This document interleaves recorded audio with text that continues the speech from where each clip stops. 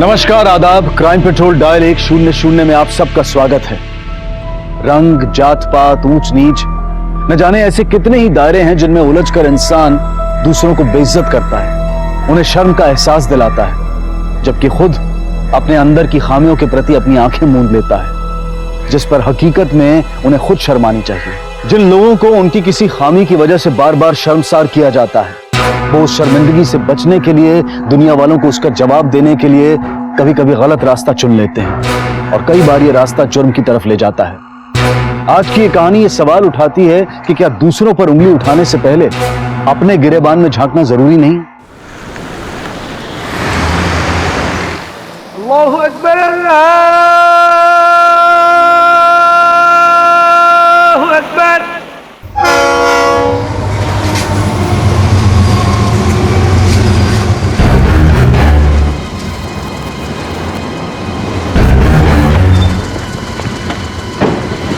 हाँ, वहाँ देखिए, बोरी में कुछ है। हटिए, पीछे हटिए, हटो यहाँ से। चला फाटिवा, खोलो।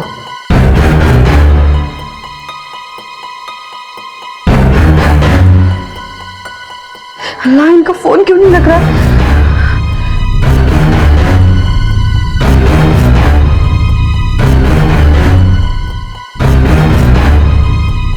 आतिफ, जाना बेटा, फटाफट जाके दुकान पे जाके देख तेरे अब्बू क्यों नहीं आए। जा जल्दी जा।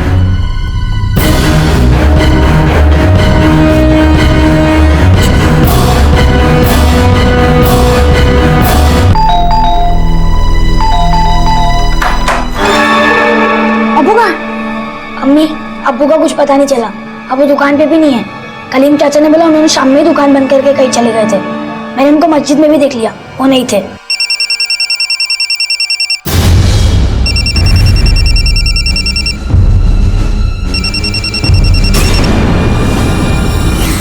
पाला गली भिंडी बाजार में पतंग और खिलौने की मेरी एक दुकान है।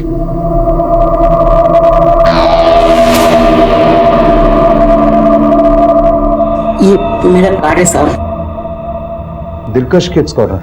हाँ साहब। बताओ ये सब कैसे हुआ? मांझा और फिरकी का माल भरने के लिए जब मैं अपनी दुकान बंद करके 7 बजे बाहर निकला तो रास्ते में पता नहीं किसी ने मुझे मारना शुरू किया और फिर मार मार कर मुझे गोने में भर दिया साहब। ऐसा कैसे हो सकता है कि कोई तुम्हें मारे?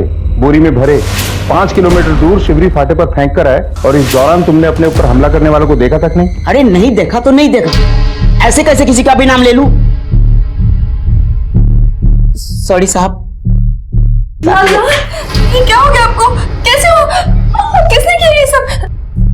साहब, ये मेरी बीवी और ये मेरा बच्चा है।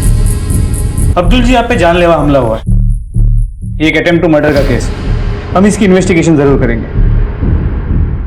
अब्दुल की दुकान से शिवरी फाटे तक जहां जहां भी सीसीटीवी कैमरा है सबकी फुटेज खंगालो और अब्दुल के मोहल्ले में भी पूछताछ करो।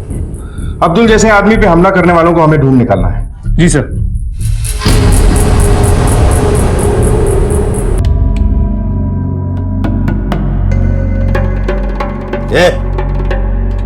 रुकना नहीं, सीधे सीधे पिट के आया है, किसी को पीटा भी? जरा संभाल के। मैं भी किसके सामने बोल रहा हूं? वो क्या मारेगा किसी को?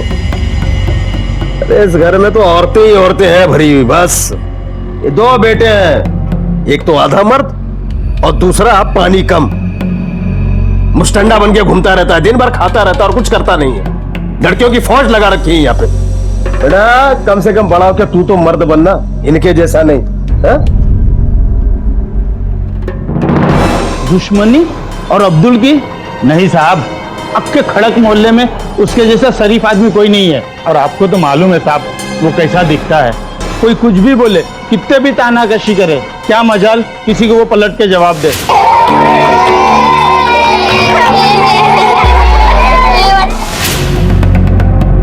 आतिफ, बेटे जरा मेरे साथ आना, तुझसे कुछ बात करनी है।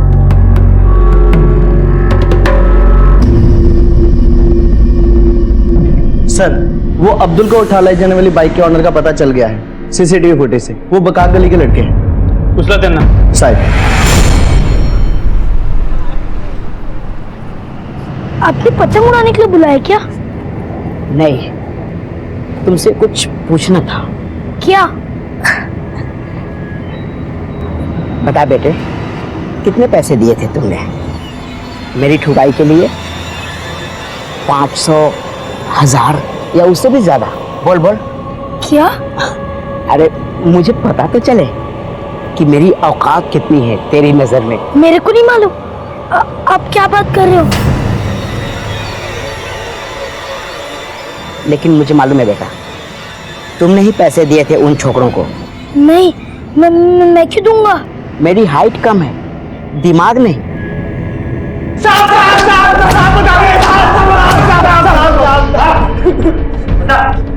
बोल बोल।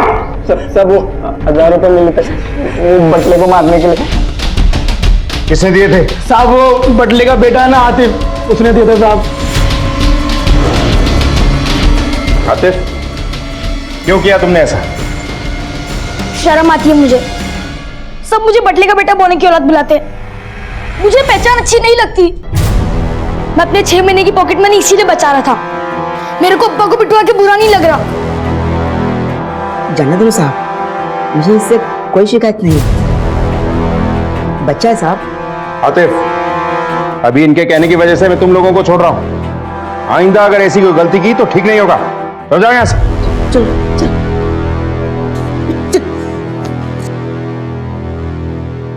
अब्दुल ने अपने ऊपर चलने वाले जिल्लत के हर तीर को अपनी मुस्कुराहट और अपनी खामोशी की ढाल से रोक लिया था। उसने अपनी सोच को लोगों के तानों से ऊंचा किया था।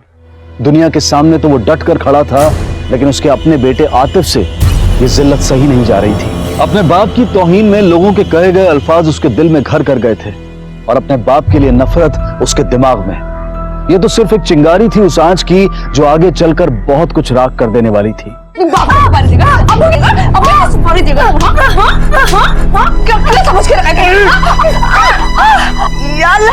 कर रहे हैं आप? छोड़े। खबरदार, खबरदार, जो मेरे बेटे को हाथ भी लगाया तो। अरे रुक। लेकिन उसने देखा, मैं अपने बेटे के साथ वो नहीं करना चाहता जो अब्बा ने मेरे साथ किया।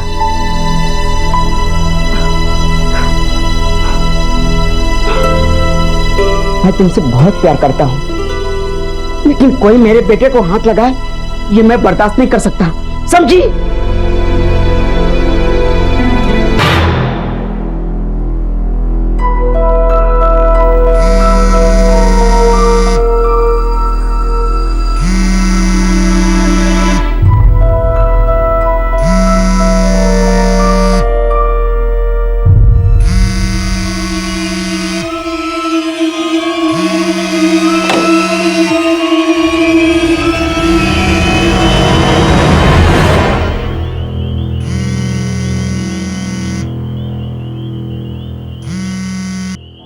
हेलो, क्या है?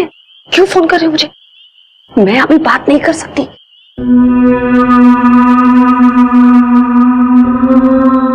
तुम्हारी अम्मी? कब से? सुबह से। वो उनका फोन भी बंद है। तुम्हारे अब्बा तुम्हारे साथ क्यों नहीं आए? मेरी अम्मी की घर पे किसी को परवाह नहीं है। अब्बा को भी कोई टेंशन नहीं है। अब्बा अभी घर पे नहीं है। आप जाके उनको देखो ना। आ जाएगी बेटे, यही कहीं गई होगी। ठीक है, तुम जाओ, हम देखते हैं। सर आतिफ वही लड़का है जिसने अपने बाप को पिटवाया था और अभी अपने माँ की गायब होने की खबर लेके खुद आया। कहीं अपने बाप अब्दुल को फंसाने की कोशिश तो नहीं कर रहा? इसकी बात को वेरीफाई करने के लिए अब्दुल को बुलाते हैं। अच्छा, तुम्हारी बीवी इससे पहले भी कभी क्या घर में किसी को बताए बिना कहीं गई है? नहीं साहब, कभी नहीं। और साहब जाती भी कहाँ, उसका यहाँ पर कोई भी नहीं है। यही तो सोचने की बात है अब्दुल। अगर जैसा तुम कह रहे हो वैसा है तो फिर वो गई कहाँ और उसका फोन क्यों स्विच ऑफ? अच्छा, वो घर से पैसे, लत्ते, कपड़े, जेवर वगैरह कुछ लेके निकले? नहीं साहब, कुछ भी लेकर नहीं गई। बाहर पाटिल के पास आप कंप्लेन लिखा दीजिए, जैसे हमें कुछ पता लगेगा बताएंगे आप।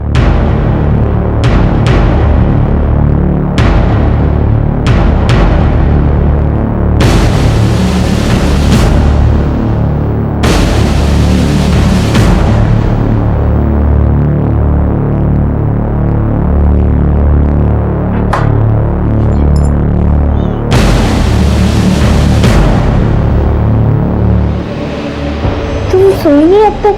यहाँ क्यों बैठे हो? मैं अम्मी का इंतजार कर रहा हूँ। बड़ी अम्मी के बारे में सोच सोच के हमें भी नींद नहीं आ रही। हम भी तुम्हारे साथ बैठेंगे।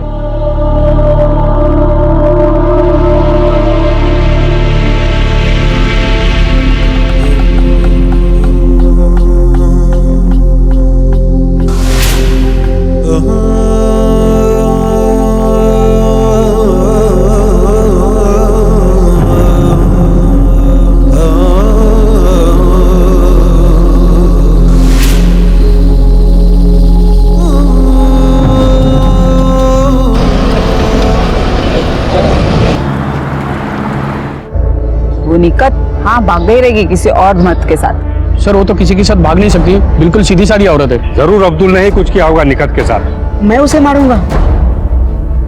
सवाल ही नहीं होता साहब। वो मुझसे बेइंतहा मोहब्बत करती थी। लव मैरिज था हमारा।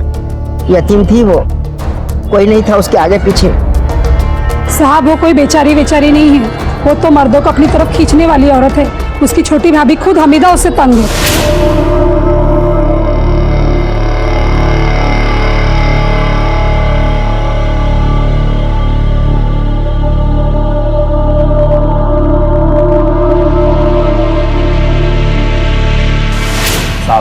जिस घर में 4 बर्तन होंगे वहां तो आवाज आएगी।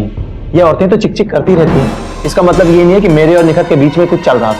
साहब मैं कह रही आपको, वो औरत ने एक मुसीबत थी। अल्लाह हर वक्त लिपस्टिक लगाए बैठी रहती थी ताकि मर्दों को लुभा सके। अमीरा, इन पे भी बहुत डोरे डालती थी वो।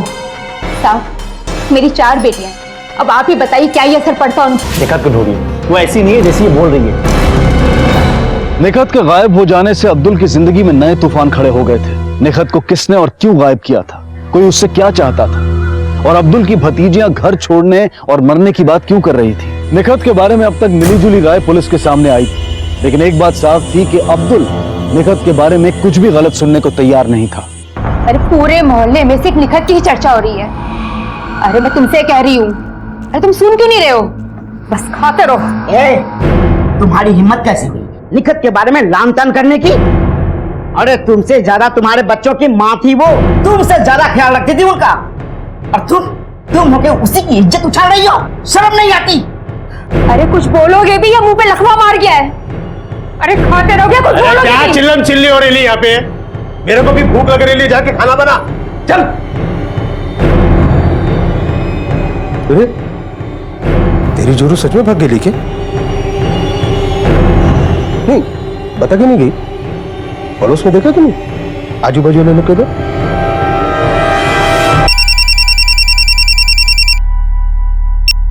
हाँ सर के बोल। सर निकट को आखिरी बार राइचूर रोड के बस स्टॉप के पास देखा गया था। उसकी मोबाइल की आखिरी लोकेशन भी यही की है। सर ये मामला किडनैपिंग या गुमशुदगी का नहीं लगता। कहीं ऐसा तो नहीं कि निकट सचमुच अपनी मर्जी से कहीं भाग गई है? देखिए हमने उनके कॉल रिकॉर्ड चेक किए। एक नंबर से हाल फिलहाल में उनकी बहुत बातें हुई। ये नंबर किसी रफीक नाम के आदमी का है। आप किसी रफीक को जानते हैं? नहीं साहब। सर ये रफीक को पिछले कुछ दिनों से किसी ने नहीं देखा है। लगता है कि ये भी भाग गया है। मोबाइल सर्विस प्रोवाइडर से रफीक का फोटो और एड्रेस मंगाओ और उसे ढूंढ निकालो। सर रफीक के बारे में पूछताछ की तो पता चला कि वो लड़कियों का दलाल है। लड़कियों का दलाल? एक दलाल से निकट बात क्यों कर रही थी? उसके फोन नंबर से हमने उसका एड्रेस निकाला, लेकिन अब वो वहां नहीं रहता और उसका फोन भी लगातार स्विच ऑफ आ रहा है। सर ये रही उसकी फोटो। इस रफीक के बारे में पता लगाओ, अपने खबरियों को काम पे लगा दो।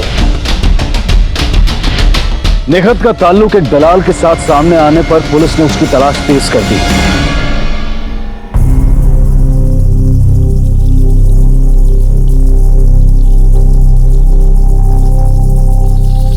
ये मेरी अम्मी की फोटो है। ये आपकी वजह से भागी है। मैं तो दुआ करूंगा आपको कुछ हो जाए और मेरी अम्मी वापस आ जाए।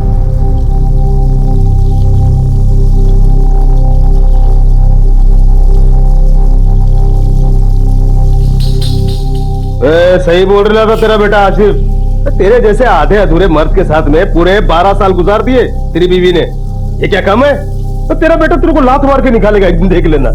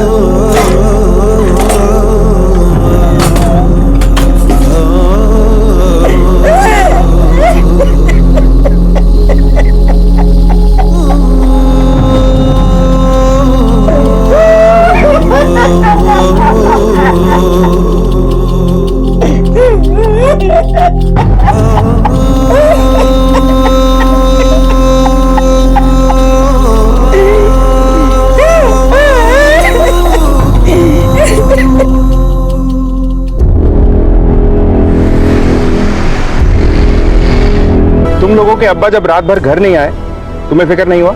अब्बा कभी कभी पूरी रात घर नहीं आते थे। हमें लगा कहीं अपने दोस्तों के साथ दारू पीने बैठ गए होंगे।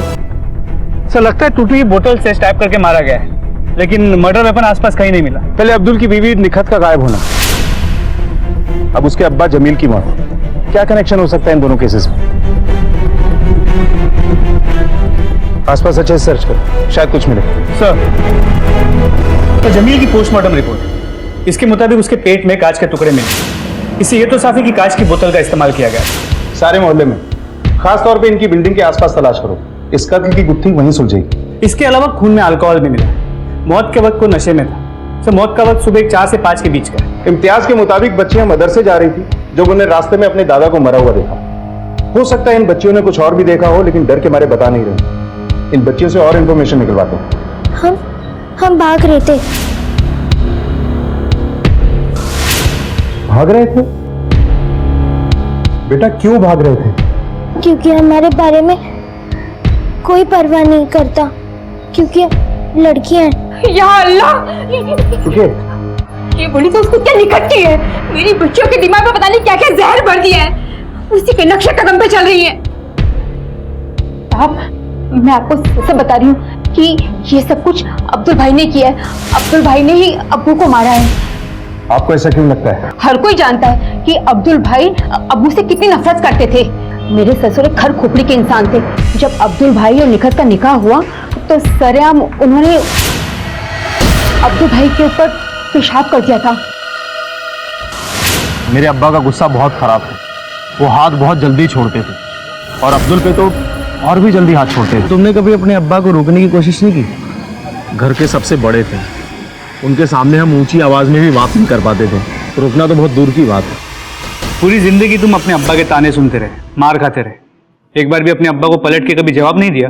अम्मी की वजह से साहब, एक दिन मेरी अम्मी ने अपने बदन के सारे जख्म मेरे को दिखाए।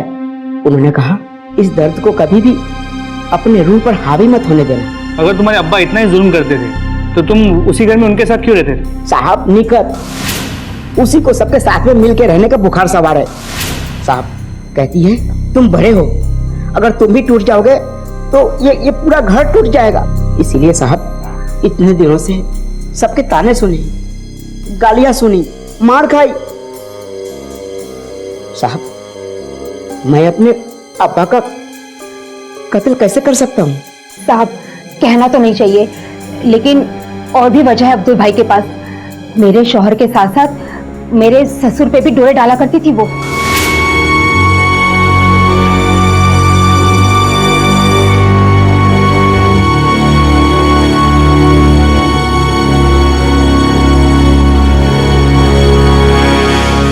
बकवास कर रही है हमीदा, वो तो मेरे अब्बा ही निकट के पीछे पड़े रहते थे।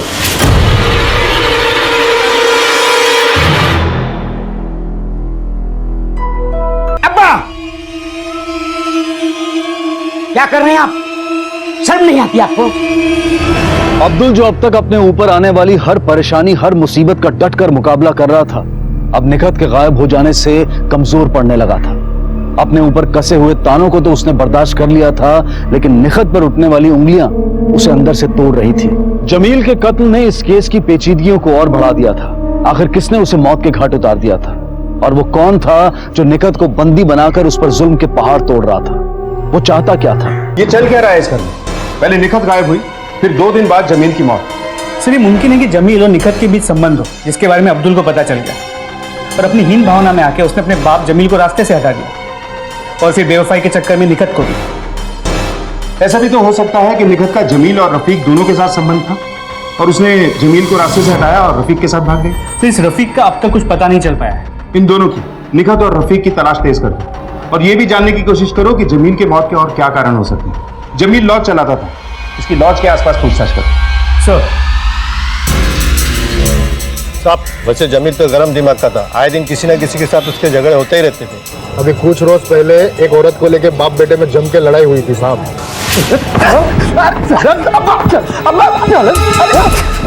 तेरी हिम्मत कैसे हुई लड़की को आंख उठा के देखने की? आपकी उम्र में और उसकी उम्र में बहुत फर्क है। बुढ़े हो गए हो आप। आपको कबूल नहीं करेगी वो। तेरे को बहुत जवानी चढ़ी है ना? हाँ, तेरी जवानी निकालता हूं मैं आज। मेरे को बताएगा बुढ़ा, मेरे को बोलेगा बुढ़ा, निकाल।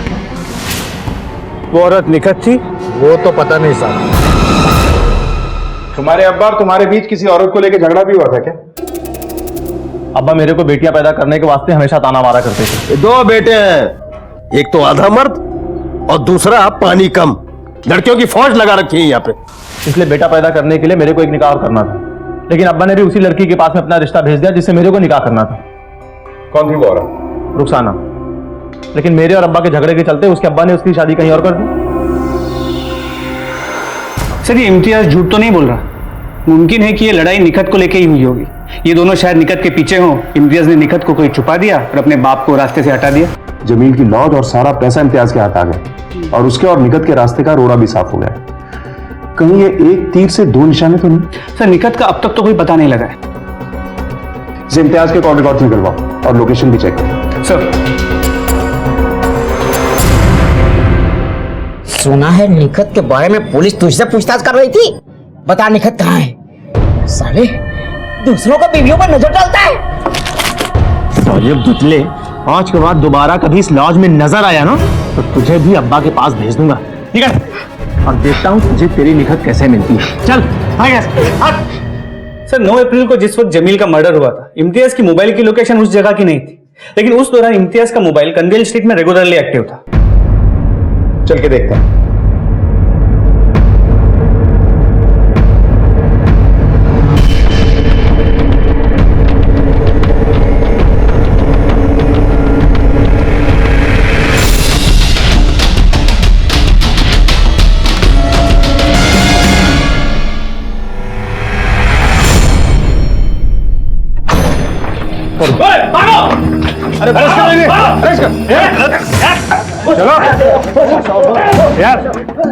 अरे साहब एक मिनट सुन लो ना साहब। अरे बाप की रूह परवाज करते ही तेरे भी पर निकला। चल साहब एक मिनट। अगर इम्तियाज नहीं है तो कौन हो सकता है? जमील की मौत के पीछे और निखत की गुमशुदगी के पीछे।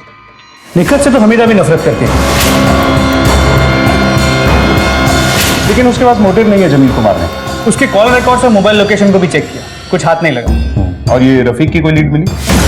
सर अब तक कुछ नहीं, लेकिन वो हमारे रडार में है।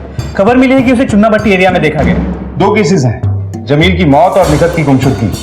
इस रफीक का हाथ आना बहुत जरूरी है। अपनी टीम के साथ कोऑर्डिनेट करते रहो। जी सर।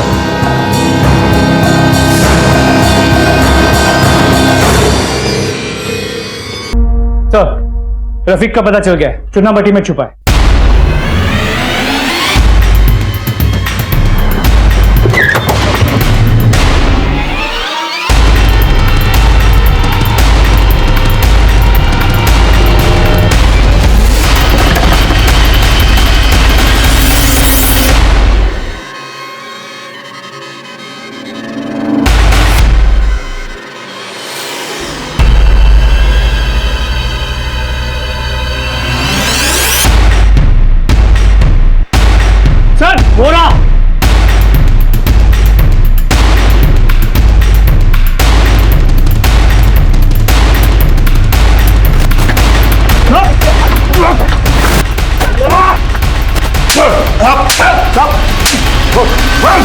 क्या चल रहा था तेरे और निखत के बीच में?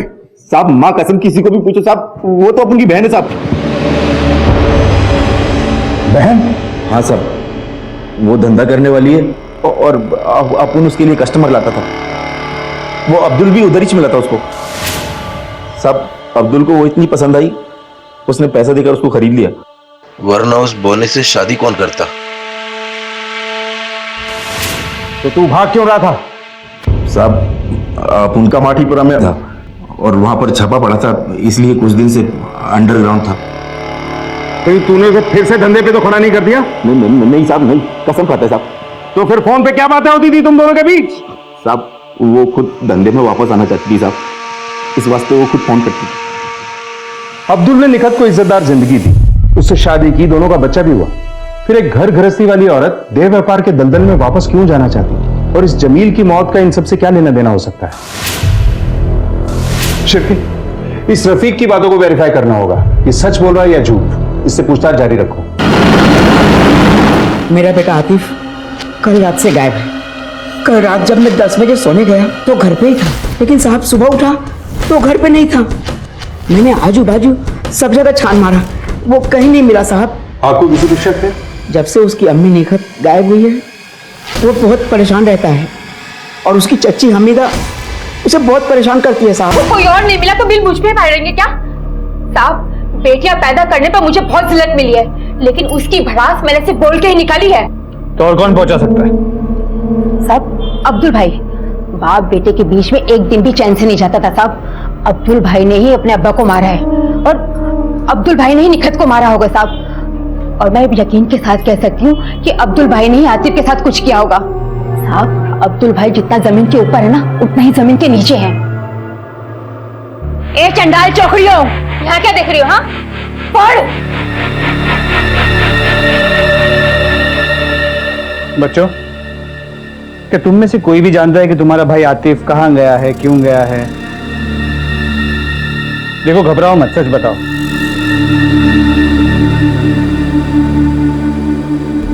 मैं मेरे बेटे से बहुत प्यार करता हूँ साहब। वो मेरी जिंदगी है, मेरी पहचान है। उसको नुकसान पहुंचाने का तो मैं सोच भी नहीं सकता, अब्बा को भी नहीं। और निखत मेरी जिंदगी है साहब। उसने मेरे अधूरेपन को पूरा किया है।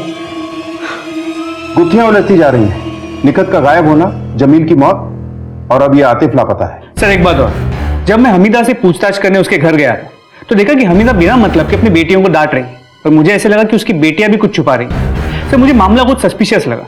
शिरके, कांस्टेबल पाटिल को इन बच्चियों पे नजर रखने के लिए बोलो। बाहर से खामोश और ठीक दिखने वाले इस घर को अंदर ही अंदर कई कमियों ने जकड़ रखा था। हमीदा ने कभी अपनी बेटियों को सुनने और समझने की कोशिश ही नहीं की, जिसका खामियाजा एक इतने बड़े जुर्म की शक्ल में सामने आया। एक कत्ल की गुत्थी तो सुलझ चुकी थी, लेकिन निखत के साथ होने वाले जुर्म की दास्तां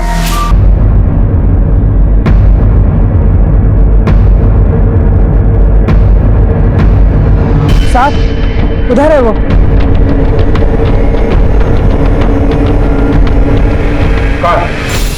साहब, इस औरत को इस घर में आते देखा था, और एक आदमी भी साथ में था।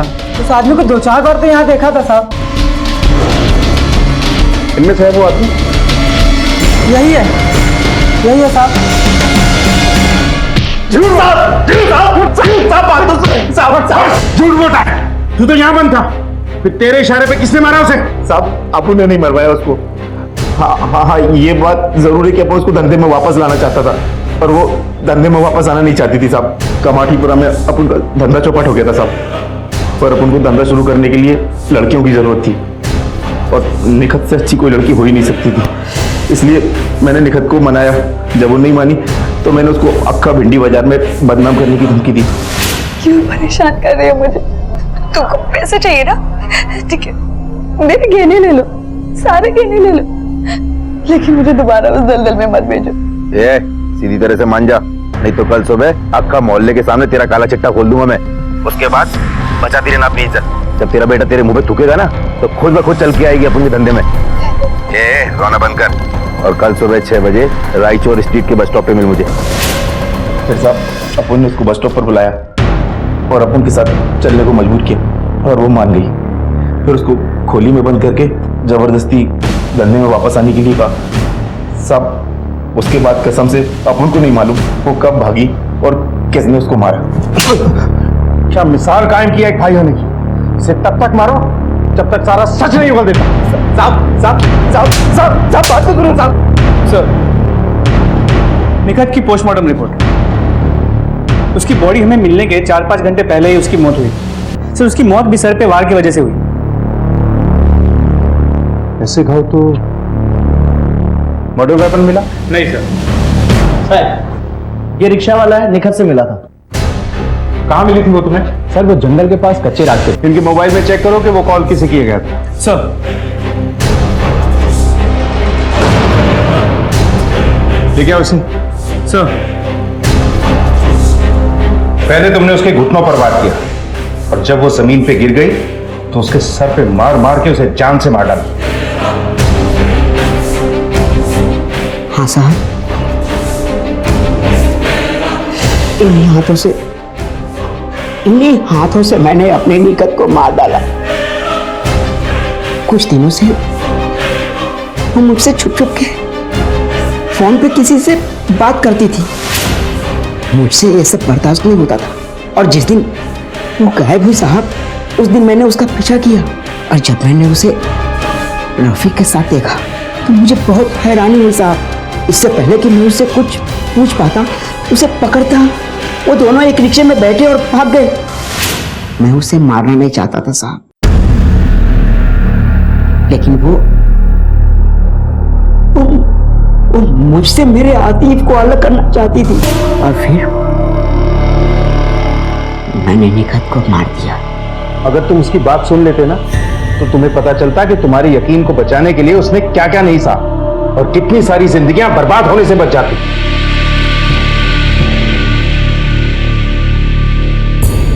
अपनी खामी की शर्म से उभरने के लिए, अपने आप को दूसरों की नजरों में उठाने के लिए अब्दुल ने नेकत को बाजार से उठाकर अपनी जिंदगी में शामिल कर लिया। लेकिन शर्म के उसी लावे ने अब्दुल को नेकत की जान लेने पर मजबूर कर दिया। जमील के पास सब कुछ होते हुए भी वो अकेला था।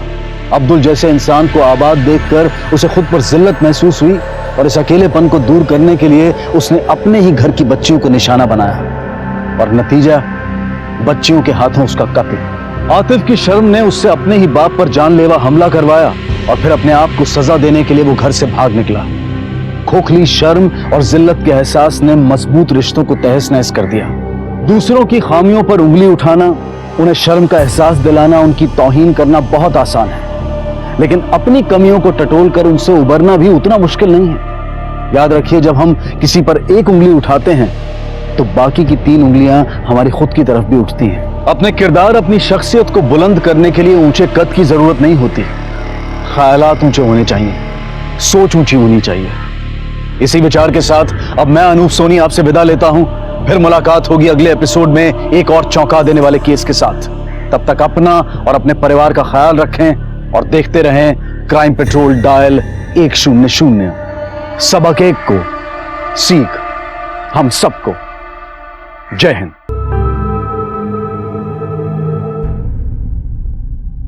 सर, हमारी बच्ची सर कभी कभी पार्क में घूमने जाया करती थी, लेकिन आज खो गई। उस वक्त आप कहां थे? एक्चुअली वो मैं सर फुर्सत मिले तब ना बच्ची पर ध्यान देगी। क्या बक रहे हो ये? मैं बक रहा हूं? सर पूछिए इससे कि कहां थी ये उस वक्त। कहां थी? तुम नहीं जानते मैं कहां थी? सर, मैं कंप्यूटर फर्म में जॉब करती हूँ। मैं अपनी जॉब पर ही गई हुई थी। तो कर ली जॉब, हो गया सेटिस्फैक्शन, या और कुछ भी करना है? देखिए प्लीज आप लोग शांत हो जाइए। अपने पारिवारिक मामले अपने घर पे जाके सॉल्व कीजिए, और यहां पर आप अपनी बेटी की मिसिंग कंप्लेंट लिखवाने हैं या लड़ने हैं? अब जो मैं पूछ रहा हूं उसका सही सही जवाब दीजिए। जब आपकी बेटी गायब हुई तो उस वक्त आप अपने ऑफिस में थी? जी। और जब मैं वापस आई। आ गई तुम? टाइम देख रही हो? रात के 8 बज रहे हैं। अब कौन सा नया नाटक शुरू कर दिया? नौकरी, बिजनेस, या कहीं बैठकर आ रही हो? सलोनी का है, घर आ गई ना वो। सलोनी का है मतलब? पार्क में गई थी, तुम्हारे साथ आने वाली थी। पार्क में तो नहीं थी वो, मैं देखकर आती हूँ। हाँ, सलोनी।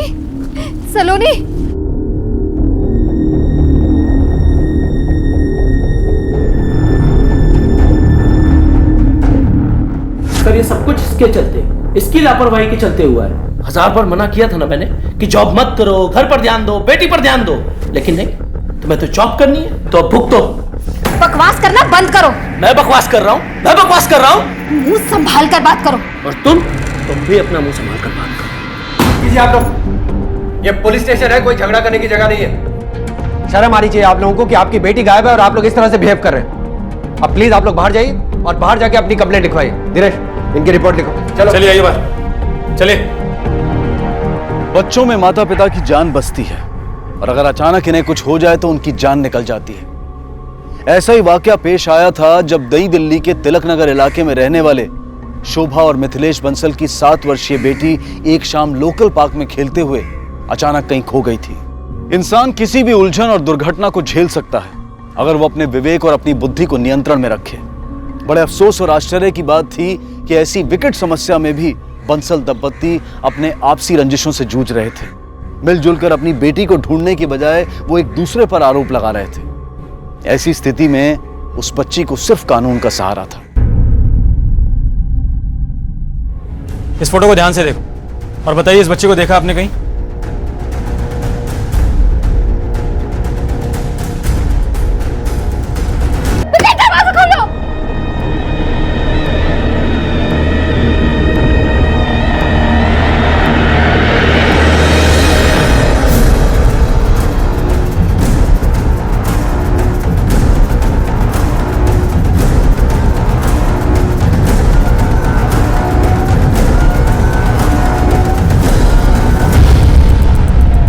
आपकी बेटी गायब हो गई है और आप लोग इस तरह से लड़ते ही जा रहे हैं। सर मेरी बेटी इसके कारण, इसकी नौकरी करने की जिद के कारण खो गई है। बकवास कर रहा है सर, ये सर बकवास। देखिए प्लीज प्लीज अब ये झगड़ा बंद कीजिए। सर अगर ये औरत घर छोड़ के नहीं गई ना तो मैं ये घर छोड़ के चला जाऊंगा। मैं इसके साथ नहीं रह सकता।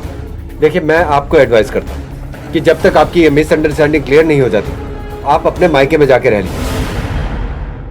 सर अजीब ही माँ बाप, बच्ची गायब है और बच्ची को ढूंढने की बजाय दोनों पति पत्नी इस तरह लड़ रहे हैं। ताज्जुब है, और इनका झगड़ा कोई नया नहीं है, मामला पुराना लग रहा है। सर ये सलोनी इस वक्त कहाँ हो सकती है? तुमने सारे हॉस्पिटल्स में चेक किया? हाँ सर, लेकिन किसी भी हॉस्पिटल से कोई खबर नहीं आई अब तक। दिनेश मुझे ये मामला किडनैपिंग या चाइल्ड ट्रैफिकिंग का लग रहा है। अपने सारे खबरियों को अलर्ट कर दो। Okay sir.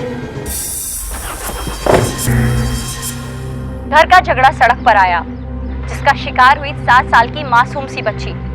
पति मिथिलेश बंसल और उनकी पत्नी शोभा के बीच हुआ झगड़ा। बताया जा रहा है कि ये सब कल शाम उनकी 7 साल की बेटी सलोनी के घर से जाने के बाद हुआ। पति पत्नी दोनों एक दूसरे पर बच्चे के प्रति लापरवाह होने का इल्जाम लगा रहे हैं। मामले ने इतना तूल पकड़ा कि स्थानीय पुलिस को उनके घर जाना पड़ा। फिलहाल पत्नी शोभा ने घर के बाहर ही अपना डेरा डाला हुआ है। तिलक नगर दिल्ली से पूनम, कैमरा पर्सन भानु के साथ। पापा मैं जा रहा हूँ, मैं देख के आता हूँ बुआ कहाँ पे। तेरा दिमाग ठीक है? तैयारी होगी तेरी पूरी? अमेरिकन इंस्टीट्यूट से फॉर्म भी आ रखा है।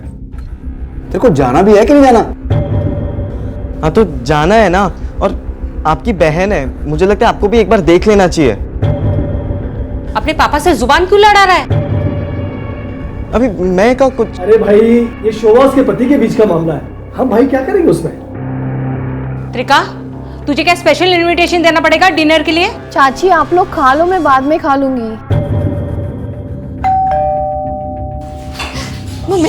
मम्मी सलोनी कहीं नहीं मिल रही, सब जगह देख लिया, कहीं नहीं मिल रही। मिल जाएगी। आजा आजा बेटा। कहाँ होगी मेरी बेटी? मिल जाएगी बेटा, घबरा मत। बुआ सॉरी मैं आपसे मिल नहीं पाया। कोई बात नहीं। आपने खाना खाया? बुआ आज आप यही रहो। बुआ चलो आप। छोड़ उसको। कहाँ जाएगी यहाँ पे? क्यों डांट रहे आप लोग नलिन को? भैया ये घर मेरा भी है। तू चुपचाप रह, दिमाग मत खराब कर। सब्जी, हम लोग ये बहस नहीं कर रहे अभी कि किसका घर है किसका नहीं है। और वैसे भी तेरे ब्याह में ना तेरे हिस्से का खर्चा हो चुका है। ठीक है, तेरे को कोई प्रॉब्लम हो तो तू कोर्ट जा सकती है। क्यों भाई साहब, गलत तो नहीं बोल रहा मैं? शुभा आप प्लीज शांत हो जाइए। हमने आपकी बेटी की खबर और फोटोग्राफ हर थाने में पहुंचा दी। लेकिन उसके बारे में कुछ तो पता चला होगा, किसी ने तो देखा होगा उसे। हमारे आदमी लगे हुए हैं, उसके बारे में कुछ भी पता चला हम आपको तुरंत इन्फॉर्म करेंगे। अभी आपके पति भी आए थे उसके बारे में पूछने के लिए। मुझे उनके बारे में कोई बात नहीं करनी है। मेरी बेटी कहाँ होगी, वो किस हाल में होगी, प्लीज पता लगाइए कि कहाँ है वो। देखिए आपकी बेटी को ढूंढने के लिए आपको भी हमारी मदद करनी पड़ेगी, इसलिए हमसे ऐसी कोई बात मत छुपाइए जो इस केस से रिलेटेड हो। आपके परिवार या आपके दोस्तों में ऐसा कोई है जो आपका बुरा चाहता हो, जिसकी आपसे दुश्मनी हो? आपकी बेटी ने आपको कभी बताया था कि कभी स्कूल में या पार्क में या कहीं भी उसे किसी ने डराया हो, धमकाया हो? नहीं। ठीक है, आप अभी घर जाइए, हमें कुछ भी पता चला हम आपको तुरंत इन्फॉर्म करेंगे। अजीब तमाशा है, इसे ना अपने पति के बारे में कुछ सुनना है ना कहना है, और इसका पति इसकी बुराई करते नहीं था। पता नहीं चक्कर क्या है। सर एक बात तो माननी पड़ेगी, दोनों में ईगो तो बहुत है। एक काम करो, दोनों पे नजर रखो, कॉल रिकॉर्ड्स निकलवाओ इनके, देखो कोई क्लू मिलता है क्या। Okay sir.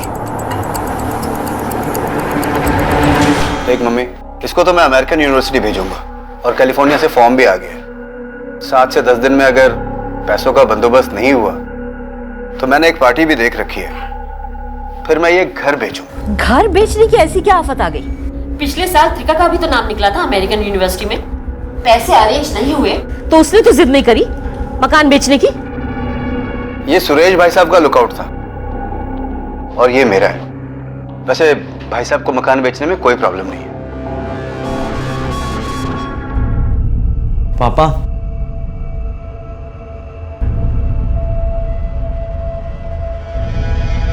पापा वो आप बुआ को मकान में हिस्सा दे दो ना। ये क्या करे आप? नलिन, और देख मम्मी, अगर शोभा या किसी के कारण इसके एडमिशन में अगर कोई पंगा हुआ ना तो मुझसे बुरा कोई नहीं होगा।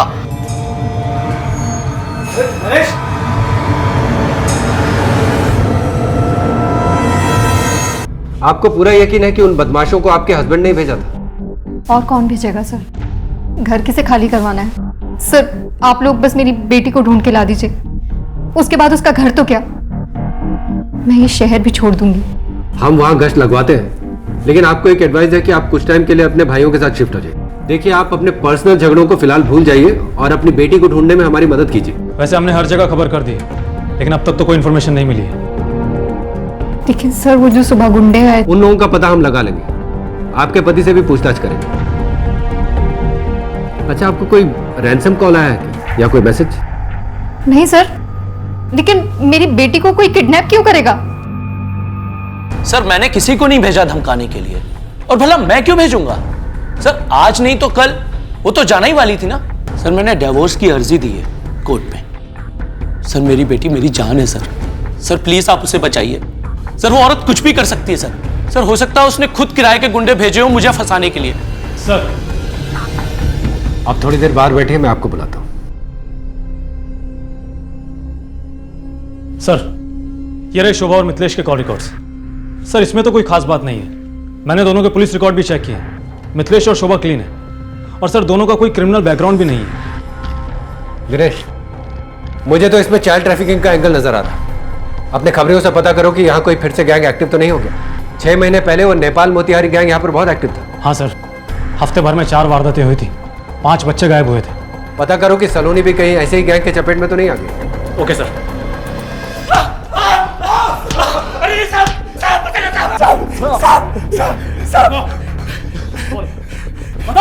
साहब वो सब काम जाने कब का बंद कर दिया साहब। इस फोटो को ध्यान से देख। नहीं साहब, ध्यान से देख इस फोटो को। नहीं जानता साहब, नहीं जानता साहब। दोनों को तब तक मारो जब तक ये कुछ बताना दे, ठीक है? साहब क्या बोल रहा हूँ साहब।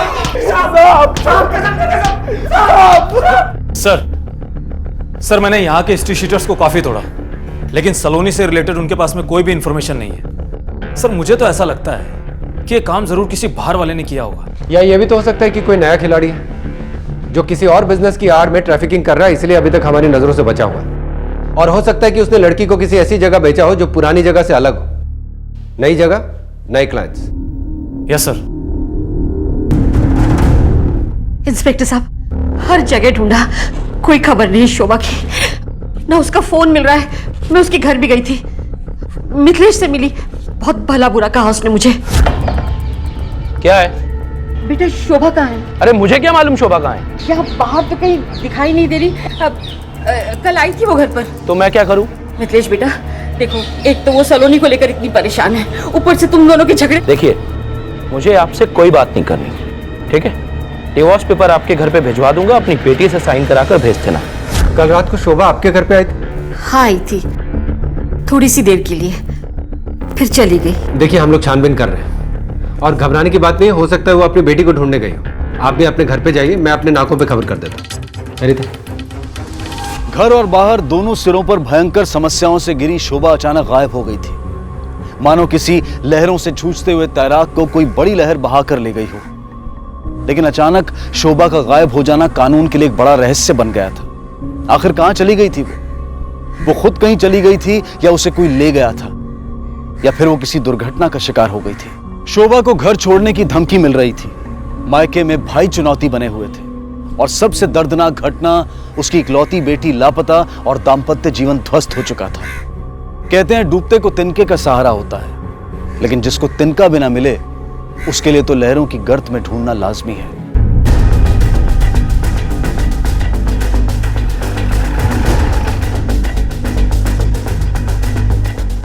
सर ये कहाँ चला गया? फोन लगाओ।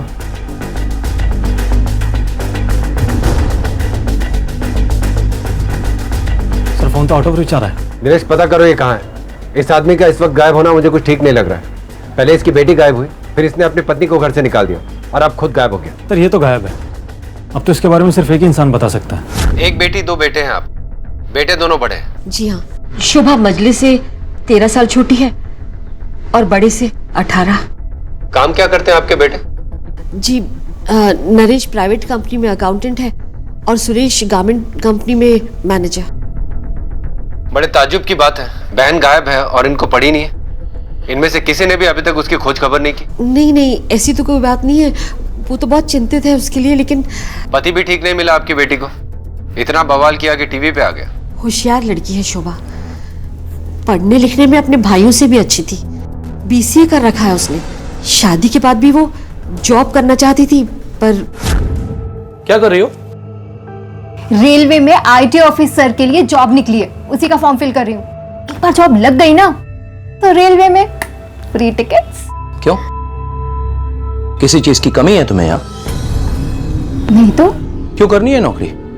कपड़े, गहने, खाना, ये सब नहीं देता हूं मैं तुम्हें? जॉब सिर्फ पैसों के लिए नहीं की जाती, फिर? वो तो किस लिए की जाती है? नहीं बताओ ना मुझे। ये सब मुझे नहीं चाहिए। तुम्हें जो कुछ भी चाहिए मुझे बताओ, मैं ला के दूंगा। बेटा इसका तो बचपन से ही सपना था कि ये काम करे, नौकरी करे। अब तो भूल जाए ये सपना, ये सब यहाँ नहीं चलेगा। और आप प्लीज अपने घर जाइए। जब सलोनी गायब हुई तो उस दिन आप शोभा के घर पे ही थे ना? जी हाँ, उस दिन मेरी नवासी सलोनी गायब हुई और अब मेरी बेटी शोभा। कुछ समझ में नहीं आ रहा इंस्पेक्टर साहब, क्या हो रहा है? जब शोभा यहाँ आपके पास आई थी तब उसने कुछ कहा था या कुछ हुआ था यहाँ पर? हाँ, उसके भाई नरेश के साथ उसका थोड़ा झगड़ा सा हुआ था प्रॉपर्टी को लेकर। ये कागज है, जरा इस पे दस्तखत कर। घर खरीदने के लिए एक पार्टी रेडी हुई है, तो पेपर्स तो पूरे चाहिए कि नहीं चाहिए? इस पर सिर्फ इतना लिखा है कि तुझे घर बेचने में कोई आपत्ति नहीं। देखो भैया, एक बार मेरी बेटी मिल जाए, मेरी सलोनी मिल जाए, उसके बाद आप जहां बोलोगे वहां मैं साइन करूंगी, लेकिन अभी मैं कोई डिसीजन नहीं ले सकती। क्या बकरी है, कोई डिसीजन नहीं ले सकती? सलोनी मरकब गई होगी कहीं पे, मतलब मेरी बेटी के लिए ऐसी बात मत करिए। अब तो मैं किसी पेपर पे साइन नहीं करूंगी। आपका और शोभा का झगड़ा हुआ था? नहीं जी, झगड़ा नहीं हुआ था। हाँ, इस घर को बेचने को लेकर थोड़ी सी बहस सी हुई थी, बस। सर वो अपनी बेटी को लेकर परेशान जरूर थी, बाकी सब ठीक था। ऐसा लग रहा है कि अपनी बहन से कुछ खास बनती नहीं थी आप लोगों की। उसे वहीं पड़े रहने दिया उसके पति के घर पे, एक बार भी उसकी मदद करने के लिए नहीं गए, और उसकी बच्ची को ढूंढने की भी कोशिश नहीं की आप लोगों ने। सर जी इस बारे में हमें कुछ मालूम ही नहीं है। आपको नहीं मालूम, पूरी दुनिया को मालूम था, टीवी पर आ रहा था। देखो जी, हम लोग ज्यादा टीवी नहीं देखते, वो घर में पढ़ने वाले बच्चे हैं सर। ठीक है, चलो।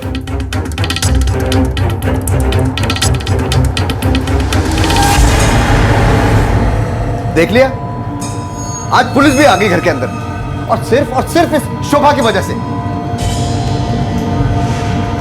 बेटा अपनी बहन के बारे में सोच, कहाँ होगी वो इस वक्त? पुलिस को भी नहीं मिल रही है। कुछ लोग उसे धमकी देके गए थे कल। मम्मी जी, सबकी अपनी अपनी जिंदगी होती है। अरे हमने शोभा का ब्याह करा दिया, उसके बाल बच्चे हो गए, जिंदगी भर का ठेका ले रखा हमने क्या उसका? नलिन, नलिन, नलिन, नलिन, नलिन। ओए त्रिखा, बेटा जाके देख तो नलिन कहाँ पे है। पार्क में बैठा होगा, उसको बुला के ले आ। पता नहीं उसने फॉर्म भरा कि नहीं भरा कैलिफोर्निया का। जी चाचा जी, अभी चेंज करके जाती हूँ। ओके। सर मिथिलेश से फोन पे बात हो गई है, वो लुधियाना गया हुआ है। मैंने उसके फोन की लोकेशन भी चेक की है, वहीं की आ रही है, और मैंने उसको पुलिस स्टेशन आने के लिए भी बोल दिया है। ठीक है सर, कहीं नरेश ने तो सलोनी को गायब नहीं करा दिया? पर वो ऐसा क्यों करेगा? सर कागज पर दस्तखत करवाने के लिए, अपनी माँ पे प्रेशर बनवाने के लिए। पहले उसने अपनी भांजी को अगवा किया और उसके बाद अपनी बहन को। अगर ऐसा हुआ होता तो शोभा ने हमें पहले ही बता दिया होता कि इन सब के पीछे उसके भाई का हाथ हो सकता है। तो सर फिर इसके पीछे मकसद क्या हो सकता है? हो सकता है कि शोभा ने पहले अपनी बेटी को गायब किया हो और फिर खुद को। एक काम करो, शोभा की फोन लोकेशंस की डिटेल्स निकलवाओ। Okay sir.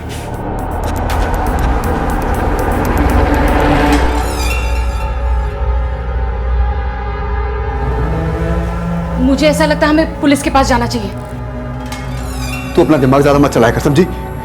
और बेटा, उसका वो दोस्त था ना विक्रम, मैंने सब जगह पे ढूंढ लिया चाचा, लेकिन मुझे वो कहीं नहीं मिला। मैं विकासपुरी तक दिखाया, नलिन कहीं नहीं मिला, और उसे किसी ने देखा भी नहीं। पता नहीं कहाँ चला गया।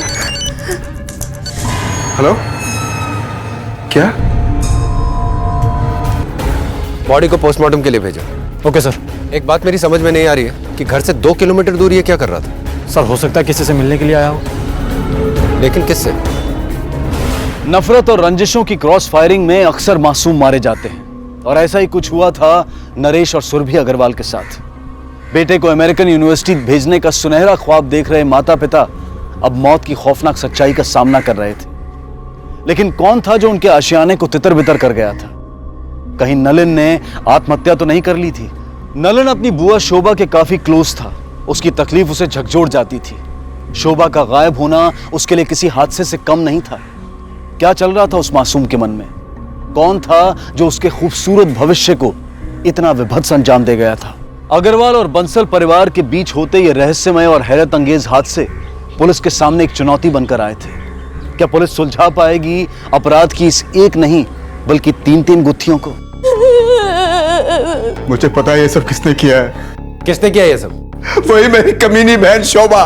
लेकिन वो तो खुद गायब है। हाँ तो जानबूझ के गायब हुई होगी, वो ताक में थी। इंस्पेक्टर साहब, ये निकला और उसने उसको मरवा दिया। अब मुझे तो लगता है कि वो नलिन से चिड़ी हुई थी। क्या मतलब? साहब, नलिन अमेरिका जा रहा था और नरेश मकान बेचना चाहता था उसके खर्चे के लिए, और वो ये नहीं चाहती थी। बस वो हमारे बच्चे पर सारी खुंदक उसने निकाल दी। नहीं पापा, बुआ उससे प्यार करती थी।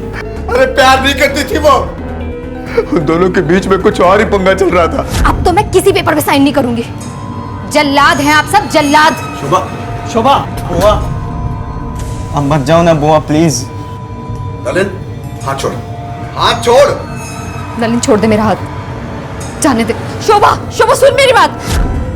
मेरी कमीनी बहन को या तो अपनी उम्र की शर्म थी न रिश्ते का लिहाज। उस लड़के के कॉल रिकॉर्ड्स के बारे में कुछ पता लगा? सर निकलवाने के लिए बोल दिया। सर, नलिन की मौत और शोभा की गुमशुदगी कोई कनेक्शन लगता है क्या आपको? हो भी सकता है, उनके मन का फितूर भी हो सकता है। बुआ और भतीजा आपस में काफी अटैच थे, लेकिन इस बात का कोई और मतलब निकाला जाए पता नहीं। लेकिन उस लड़के का बाप नरेश एक बहुत ही सरफिरा आदमी लग रहा है, अव्वल दर्जे का स्वार्थी। शोभा और सलोनी की कोई खबर? अपने खबरियों से कुछ पता लगा? अभी तक तो कुछ पता नहीं चला है, लेकिन मैंने चाइल्ड ट्रैफिकिंग से जुड़े कुछ पुराने ऑफेंडर्स को थाने बुलाया पूछताछ के लिए। और सर, शोभा की लास्ट लोकेशन जहां पर उसका फोन एक्टिव था उसके घर के पास का ही दिखा रहा है। हमने पता लगाया है, बट कुछ सस्पिशियस नहीं मिला। सर, नलिन के कॉल रिकॉर्ड्स में तो कुछ नहीं मिला, लेकिन शोभा के साथ में काफी बातचीत हुई है। नरेश से हमें यह हिंट तो मिली थी कि ये दोनों काफी क्लोज हैं, लेकिन कितने क्लोज? ये तो काफी क्लोज लग रहे हैं। इनके बीच में तो काफी एसएमएस शेयर होते थे। सर, इतना क्लोज होने के बाद क्या शोभा नलिन को जान से मार देगी? संभव तो नहीं है दिनेश, पर हो भी सकता है। सर, शोभा का फोन जब से बंद हुआ है तब से नलिन के नंबर पर ना तो ज्यादा एसएमएस आए और ना ही ज्यादा कॉल्स, और अननोन नंबर से तो बिल्कुल भी नहीं। सर, ये रही नलिन अग्रवाल की पोस्टमार्टम रिपोर्ट। ठीक है, तुम जाओ। डेथ ड्यू टू पॉइजनिंग, जहर देने से हत्या, रोडेंटिसाइड, रेड पॉइजन। हाँ वही, और वो जहर भी इसे ऑरेंज जूस में मिलाकर दिया गया, और मरते वक्त इसके बॉडी पे कोई स्ट्रगल के निशान नहीं थे। सर, ये भी तो हो सकता है कि नलिन ने सुसाइड कर लिया हो, क्योंकि घर से वो परेशान होकर निकला था और शोभा को लेकर भी वो काफी इमोशनल था। नहीं दिनेश, ये सुसाइड नहीं हो सकता, क्योंकि अगर ये सुसाइड होता तो वो अपने घर पे अपने कमरे में भी तो कर सकता था। उसे वहां जाने की क्या जरूरत थी? और फिर ऑरेंज जूस में जहर मिला के पीने की क्या जरूरत थी? अगर ये सुसाइड होता तो वो जहर डायरेक्टली भी तो ले सकता था। यानी किसी ने उसे ऑरेंज जूस ऑफर किया जहर मिला के, और जाहिर सी बात है किसी अनजाने आदमी से तो वो जूस लेगा नहीं। तो फिर कौन हो सकता है? वो भी घर से 2 किलोमीटर दूर। ये नलिन तो अमेरिका जाने वाला था ना? हाँ सर। चलो। आपके घर में चूहे हैं क्या? क्या? चूहे? नहीं, चूहा तो नहीं है। आपके बेटे को जहर दे के मारा गया। शोभा ने दिया होगा। पर वो तो आपके बेटे के लापता होने से पहले खुद ही गायब है। तभी तो गायब हो गई होगी, ताकि वो जहर दे दे और किसी को उस पर शक भी ना हो। नलिन की तरफ उसका प्यार सब दिखा हुआ था, जलती थी वो उससे। वो जल्दी अमेरिका जाने वाला था और हमारे घर से आज तक कोई विदेश नहीं गया। सुरेश भाई साहब की बेटी त्रिका, पिछले साल उसका भी चांस था लेकिन वो नहीं जा पाए। क्यों? क्यों नहीं जा पाए वो? पैसे नहीं थे। आप अपनी बेटी को अमेरिका भेजना चाहते थे ना? जी। तो फिर भेजा क्यों नहीं? सर जॉइंट फैमिली है, पैसों की प्रॉब्लम थी। लेकिन जब आपके भतीजे को अमेरिका जाना था तो आपके भाई ने घर बेचने के बारे में सोच लिया। सर ये उनका लुकआउट था। तकलीफ नहीं हुई आपको?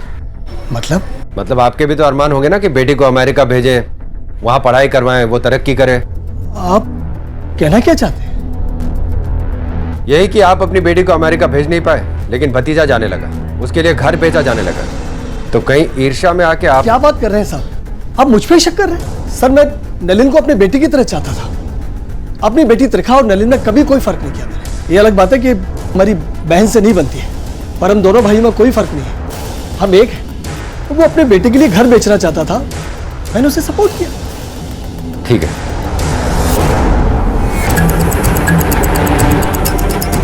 चूहे मारने की दवाई है ना सर? पिछले 3-4 दिनों में ये दवाई यहाँ से कोई लेकर गया? इस कॉलोनी से, इस इलाके से कोई दवा लेकर गया था ये? हाँ साहब, वो परसों।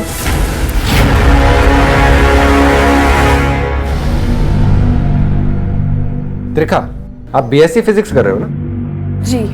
आपके पापा ने हमें बताया कि आप भी यूएस जाना चाहती थी। सर वो हाँ, वो पैसे नहीं थे। जी सर। पर जब नलिन को अमेरिका जाना था तब तो पैसे का इंतजाम हो गया। सर आप इसलिए ये सब क्या पूछ रहे हैं? तो कैसे इंतजाम हो गया? हमेशा से ऐसे ही होते आ रहा है। नलिन को ही सबसे ज्यादा इंपॉर्टेंस मिलती है क्योंकि वो लड़का था ना, इसीलिए। लास्ट ईयर भी मुझे अच्छे मार्क्स मिले थे, नलिन से भी ज्यादा, और मुझे कॉल भी आई थी एडमिशन की यूएसए से, लेकिन फिर भी मेरा एडमिशन नहीं करवाया। तो इस बात को लेके आपको तो नफरत हो गई होगी नलिन से। और इस ऑरेंज जूस में तुमने पॉइजन मिला के उसे पिला दिया होगा? पिलाया कि नहीं? बताओ। मैं उसे मारना नहीं चाहती थी, मैं सिर्फ चाहती थी कि उसे फूड पॉइजनिंग हो जाए और वो बीमार हो जाए और वो एग्जाम नहीं दे पाए। मैंने बहुत थोड़ी सी क्वांटिटी में इसमें जहर मिलाया था। मैं उसे मारना नहीं चाहती थी। सपने देखना गलत नहीं है, लेकिन उन सपनों के प्रति ऑब्सेस्ड या जुनूनी हो जाना खतरनाक हो सकता है। आज की तेज रफ्तार और मटेरियलिस्टिक दुनिया में जिंदगी एक रैट रेस, एक बेतहाशा दौड़, एक कंपटीशन बनकर रह गई है। बच्चों के कंधों पर सिर्फ किताबों से भरे बस्ते नहीं हैं, बल्कि माँ बाप के अरमान भी लदे हैं। ऐसे में बच्चों का अपना संतुलन खो देना, अपने या औरों के साथ कुछ बेहद दुखदाई कर देना कोई हैरानी की बात नहीं है। नलिन और त्रिखा कजन्स थे, लेकिन अमेरिका जाने की होड़ ने उन्हें सिर्फ एक कॉम्पिटिटर बना दिया था। रिश्तों का ताना बाना तार तार हो चुका था। शोभा और सलोनी की खोज में उलझी पुलिस के लिए बस एक गुत्थी सुलझी थी कि नलिन का शोभा और सलोनी के गायब होने से कोई लेना देना नहीं था। तो फिर किसका था? आखिर कौन जिम्मेदार था शोभा और सलोनी की गुमशुदगी के लिए? सर मैं वो लुधियाना गया हुआ था गारमेंट के कंसाइनमेंट के लिए। सर को फोन पे बताया भी था। आज ही सुबह वापस आया हूं और सीधा आपसे मिलने आ गया। बैठो। लगता है तुम्हारे बीवी और बच्चे के गायब होने की ज्यादा चिंता नहीं है तुम्हें। फिक्र है ना सर। और मैं अमृतसर में बाबा के दरबार में मत्था टेक के आया हूं, दुआ मांग के आया हूं कि मेरी बेटी मिल जाए। और बीवी? जहन्नम बना दी थी उसने मेरी जिंदगी, जहन्नम। क्यों? सिर्फ इसलिए कि वो नौकरी करना चाहती थी? और खो दी ना बेटी सर, लेकिन अब उसका मिलना जरूरी है। क्यों? सर कोर्ट में डाइवोर्स पेपर फाइल किए हैं मैंने, उस पे उसके सिग्नेचर लगेंगे। देखो ज्यादा स्मार्ट बनने की कोशिश मत करो। सर सच पूछिए तो वो जानबूझकर गायब हुई है, मुझे हैरेस करना चाह रही है। जैसे तुमने बहुत सुख दिया उसको, कभी तकलीफ नहीं दी। सर बात सिर्फ वो नहीं थी, उसका बाहर किसी के साथ चक्कर चल रहा था। जितना था सब लगा चुकी हूँ, अब और नहीं है मेरे पास। हाँ हाँ कल मिलते हैं। नहीं 10 बजे नहीं, 2 बजे के आसपास मिलते हैं। किससे बात कर रही हो? शांति का कॉल था। Hello hello. था कौन वो? पता नहीं सर, कभी बताया नहीं। कई बार मैंने उस नंबर पर फोन लगाने की कोशिश की तो उसने उठाया नहीं। 1-2 बार उठाया तो मेरी आवाज सुनकर फोन काट दिया। वो नंबर है तुम्हारे पास? नहीं सर, वो नंबर तो नहीं है, लेकिन सर शोभा को पता चल गया था कि मैं उसे डाइवोर्स देना चाहता हूं और उसके पेपर्स रेडी करा रहा हूं। सर इसी वजह से वो भाग गई है। सर। दिनेश, शोभा के इन कॉल रिकॉर्ड्स में तो कुछ खास पता नहीं चल रहा। हाँ सर, कुछ कॉल्स हस्बैंड को और कुछ कॉल्स माँ को, और कोई खास लोग नहीं है इन कॉल्स में। सर एक और इन्फॉर्मेशन मिली है, अपने आईटी टीम से पता चला है कि नलिन अग्रवाल ने तिलक नगर के एड्रेस पर एक सिम और लिया था। ये रहे उनके कॉल रिकॉर्ड्स। कमाल है, इससे तो सिर्फ एक ही नंबर पर ज्यादातर कॉल्स किए गए। ऐसा लगता है कि ये सिम कार्ड उसी नंबर से बात करने के लिए लिया गया था। किसका नंबर है? सर ये किसी आनंद शर्मा का नंबर है, ट्रैवल एजेंसी है इसकी राजौरी गार्डन में। अब तो ये आनंद शर्मा ही बताएगा कि उसका नलिन से क्या कनेक्शन है। चलो। सर यही दुकान है। ये तो बंद है।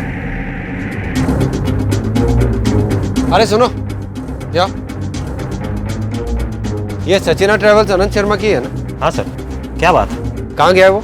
पता नहीं सर। ये दुकान कब से बंद है? पिछले हफ्ते तो खुली थी। और ये दुकान यहाँ पर है कब से? काफी अरसा हो गया, 2-2.5 साल पहले खुली थी। 2-2.5 साल? ठीक है, तुम जाओ। दिनेश, ये नलिन इस ट्रैवल एजेंसी से क्यों बात कर रहा था? और सर वो भी इतने कॉल्स। एक काम करो, एक कांस्टेबल को बोलो कि इस दुकान पर नजर रखे। Okay sir.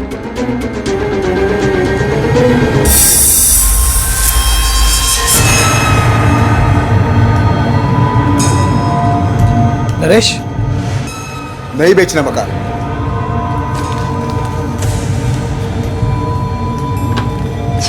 भाभी रहने तो ये चोचले, आपकी बेटी ने सब खत्म कर दिया। इंस्पेक्टर साहब, शोभा और सलोनी मिली? नहीं माता जी, अभी तो कुछ पता नहीं चला। देखिए, हमें पता चला है कि नलिन के पास एक दूसरा सिम कार्ड था जिससे वो एक आनंद शर्मा नाम के आदमी के साथ कई महीने से बात कर रहा था। नलिन के पास दूसरा सिम तो नहीं था, लेकिन हो सकता है उसने शोभा के लिए लिया हो। क्यों? शोभा के लिए क्यों? नलिन तो नहीं जानता था आनंद शर्मा को, लेकिन शोभा बहुत अच्छी तरह से जानती थी आनंद शर्मा को। हम भी जानते हैं आनंद शर्मा को। बताइए, क्या जानती हैं आप आनंद शर्मा के बारे में? शोभा के साथ कॉलेज में पढ़ता था, 1-2 साल सीनियर था उससे, थोड़ा बड़ा था। दोनों में दोस्ती हुई और फिर प्यार हुआ, लेकिन फिर वो अचानक गायब हो गया।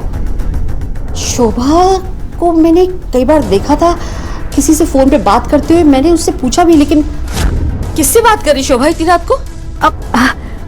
कुछ नहीं मम्मा, वो नेहा का फोन था। शोभा ने हिम्मत करके घर पे बात की अनंत से शादी करने की, तो भाइयों ने उसे घर पे मिलने के लिए बुलाया।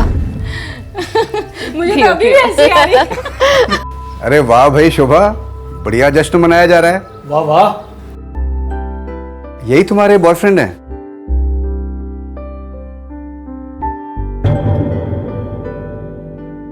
जब से आया है ना, हंस के पागल हुए हैं हम लोग। नमस्ते। नमस्ते। अरे वो चॉकलेट वाला जोक पता है ना? रहने दो।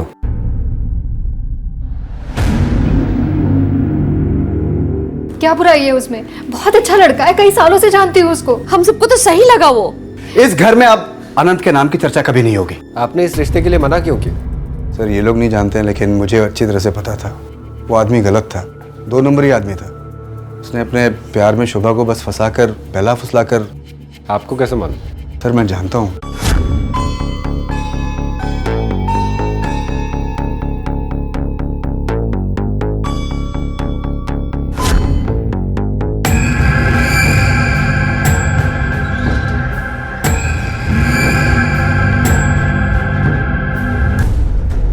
Hello sir. सर अनंत आ गया। जानता है शोभा को? शोभा सर जानता हूँ सर, पर मुझे नहीं पता सर वो कहाँ है। हफ्ते भर पहले मिला था सर, पर आप कहाँ है? हफ्ते भर पहले मिला था या महीने भर पहले? कब बॉयफ्रेंड था ना तू, फिर से उसकी जिंदगी में घुसने की कोशिश कर रहा है? उसकी शादी के बाद मैं तो मुंबई चला गया था सर। 2 साल पहले लौटा तो वो मार्केट में मुलाकात हुई थी सर। मुझे पैसों की जरूरत थी तो मैंने उससे मांग लिए थे सर। बिजनेस के लिए 10 लाख रुपए लिए थे सर, पर बिजनेस में उसका शेयर है सर। मैं उसे शेयर देता हूँ। तेरी ये ट्रैवल एजेंसी उसी के पैसे से खोली है तूने? वो सर बात यह है कि उसकी अपने पति के साथ बनती नहीं है सर। उनके रिश्तों में काफी टेंशन है और उसके भाई उसे सपोर्ट नहीं करते थे सर। नाटक करना बंद कर और सीधे सीधे बता शोभा कहाँ है? सर मैं नाटक नहीं कर रहा सर, मुझे सच में नहीं पता वो कहाँ है। सर कहीं ऐसा तो नहीं कि पुराना प्यार मिल गया हो और शोभा अनंत के साथ भाग गई हो। या फिर यह भी तो हो सकता है कि पुराना प्यार ना मिला हो, इसलिए अनंत ने बदला लेने के लिए शोभा और सलोनी दोनों के साथ कुछ कर दिया। हो सकता है सर। नजर रखो इसमें। Okay sir. हेलो, कहाँ?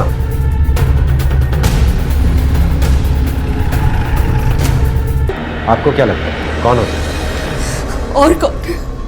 वही कमीना मेरी बेटी का पति मिथिलेश।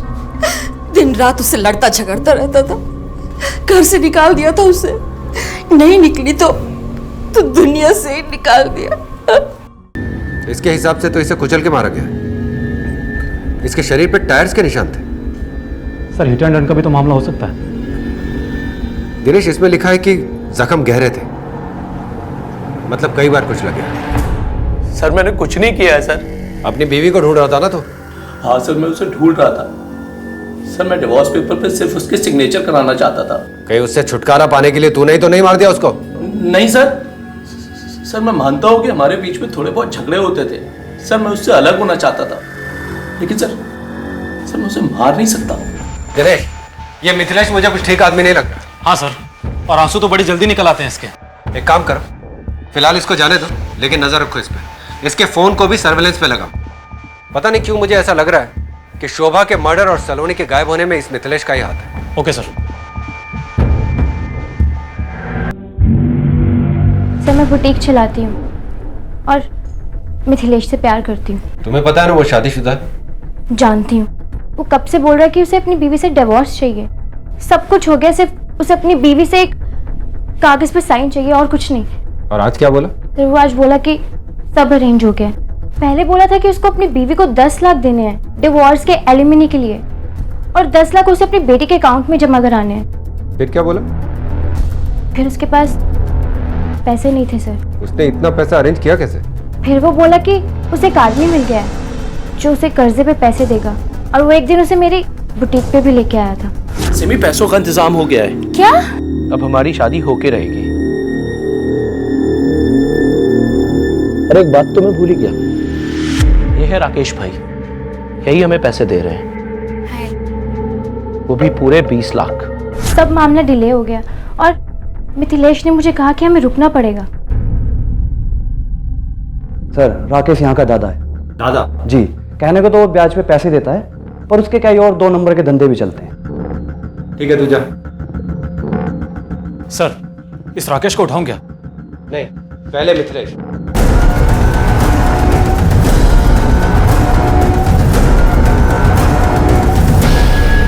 चल बैठ, बैठिया। सर मैंने राकेश से सिर्फ पैसे मांगे थे,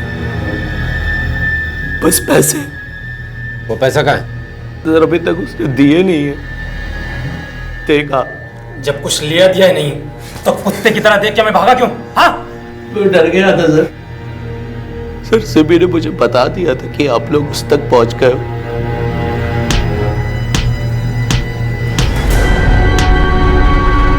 शोभा को किसने मारा? सच बता दो सर। सर, शोभा को मैं नहीं मारा सर। मिथिलेश के कहने पे? हाँ सर। आप शोभा बंसल हैं? जी। वो आपकी बेटी मिल गई है। मेरी बेटी मिल गई है? सलोनी मिल गई? कहाँ है वो? वो मेरे घर पे ही है, मेरी बीवी के साथ। मैं आपके घर पे भी गया था, लेकिन आप थी नहीं, इसलिए मैं यही इंतजार कर रहा था आपका। आइए ना, आइए प्लीज।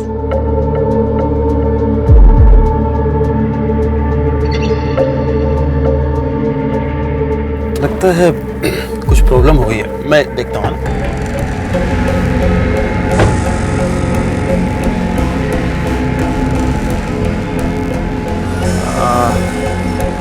ओहो, ये एक्चुअली बैटरी डाउन है। आप एक काम करेंगे, ये जो वायर है ना, देखिए कार्बन दिख रहा है आपको, ये यहाँ से आप सटा के रखिएगा और मैं ऑन करता हूँ गाड़ी। मैं जी आप कर लेंगे प्लीज। आइए, कुछ नहीं होगा, कुछ शौक नहीं लगेगा, प्लीज कीजिए ना आप। फ्री में कर्जा चुकाया तुमने उसका? सलोनी का? सर वो सलोनी को हमने सर। पैसे तो मैं तुझे दूंगा, मगर एक शर्त पे। तेरा गिर गया था, लेकिन तू एक चीज भूल गया। जुर्म की तो फितरत ही होती है कि वो करने वाले को भी नहीं बख्शता।